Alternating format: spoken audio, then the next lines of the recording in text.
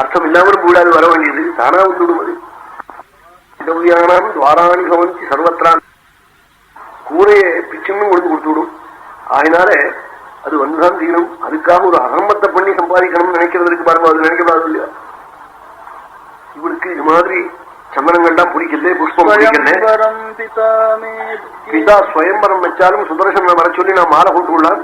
பிதாவும் என் கல்யாணத்தை பத்தி கவலைப்படாம இருக்கா, நான் என்ன பண்ணுவேன்னு கவலைப்பட்டாலாம் இந்த சசிகலை.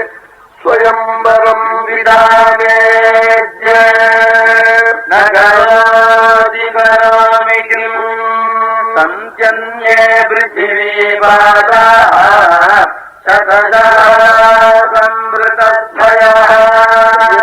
ராஜ்யமுள்ள ராஜகுமாரெல்லாம் இருக்காளவாள்லாம் எனக்கு மனசுக்கு பிடிக்கல என்றாளாம்.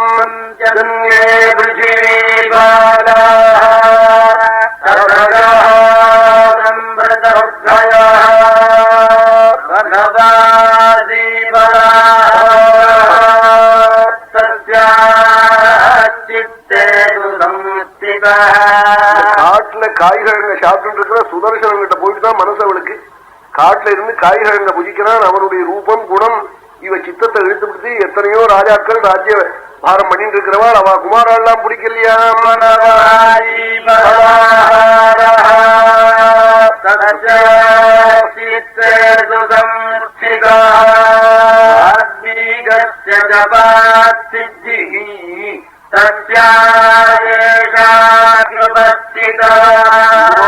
புத்தி அவளுக்கு வந்ததுக்கு என்ன காரணம்னா அவன் ஜபிச்ச மந்திர ஜபம், அந்த புண்ணியம் இவ சித்தத்துல இது மாதிரி தோணி இவனை வரிக்கணும்னு தோணி போச்சு. அவள் மூலமா இவருக்கு க்ஷேமம். ஸ்திரீகளாலகம் பாக்கியமே. அதனாலதான் நல்ல பாக்கியம் உள்ள ஸ்திரீகளை விவாகம் பண்ணிக்கணும்னு சொல்லுவாள். பண்ணிக்கணும்னா கிடைச்சுடுமா? இவனுக்கும் அது மாதிரி யோகம் இருக்கணும். இவனுக்கும் யோகம் இருந்தா அப்படிதான் விவாகம் பண்ணிக்கணும். அதனாலதான் விவாக விஷயத்துல ரொம்ப ரிஷிகள்லாம் பார்த்து ஒரு பொண்ணை பார்க்க போற போது சுத்தம் ருதீம் நிஷ்கிராந்தாம் வரணே பரிவர்ஜயே பொன் பார்க்க போன போது இந்த குழந்தை தூங்குறான்னு சொன்னா வேற பொண்ணை பாருட்டாள். இந்த பொன் பார்க்க போற போது அவ ஏதாவது வயிறட்டிக வேணும்னு அழுதுட்டு இருப்பாள். அப்ப போய் இருப்பான் இங்க இருந்த பய பாக்குறதுக்கு. அப்போ அந்த பொண்ணை பண்ணிக்காதே இருக்காள். இவன் இங்கேருந்து போயிருப்பான் வரிக்கிறதுக்கு. இங்க குழந்தைன்னு கேட்டா சினிமாவுக்கு போயிருக்காம்பா விட்டு விடுவிட்டாள். வீட்டை விட்டு வெளியில போயிருந்தான்னா நீ போன சமயத்துல அவளை வேண்டாம் பண்ணிக்காதே விட்டாள்.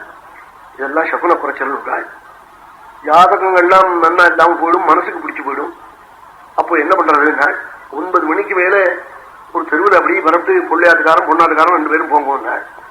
மெத்த மேல தம்பதிகள் ஒருத்தருக்கு ஒருத்தர் பேசிட்டு இருப்பாள்.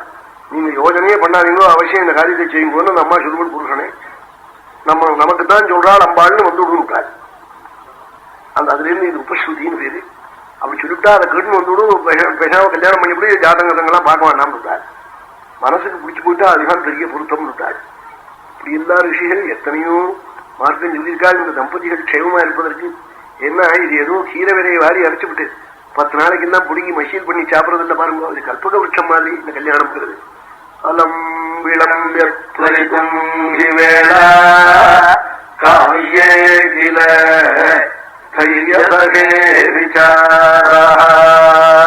தைரியசகே காரியம்.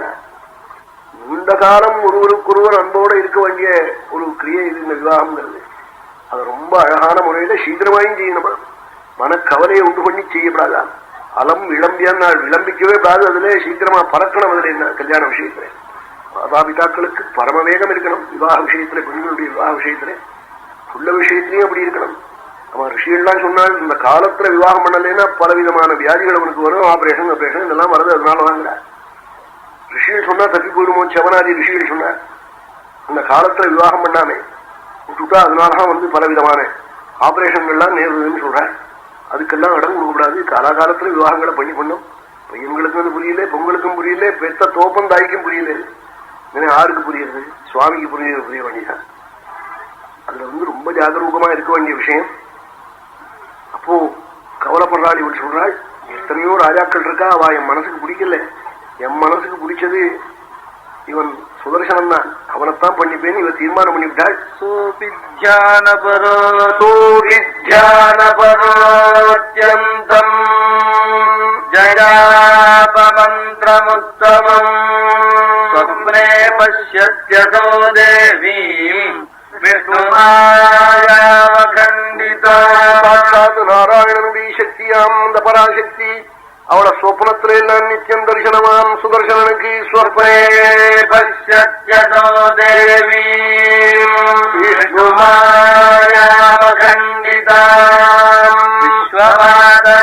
விஸ்வமாதரமவ்யக்தாம்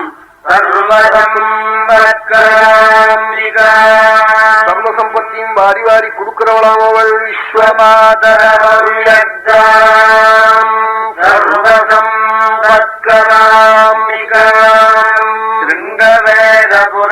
அம்பாள வருமண தியானம் எல்லாம் இந்த காமராஜ பீஜத்தை ஜபிக்க வேண்டிய முறைப்படி அந்த அக்ஷரத்தை ஜபிக்காம ஜபிச்சதுக்கே இத்தனை பலம்.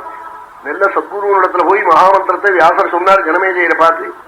சத்குருவனிடத்துல போய் விதிவத்தாய் நெல்ல முகூர்த்தத்துல இந்த மகாமந்திரத்தை அம்பாளுடைய மந்திரத்தை உபதேசம் பண்ணிட்டு வருமண அம்பாளுடைய சுரூபத்துல சித்தத்தை அப்படி வச்சு ஜபிக்கிறவாளை ராஜாக்கள் தான் தேடிக்கிட்டு வருவார், பிரம்மாதி தேவதைகள் எல்லாம் தேடிட்டு வருவார். அதுல இருந்து புரிஞ்சுக்கோன்னு சொன்னார் ஜனமேஜயருக்கு வியாசர்.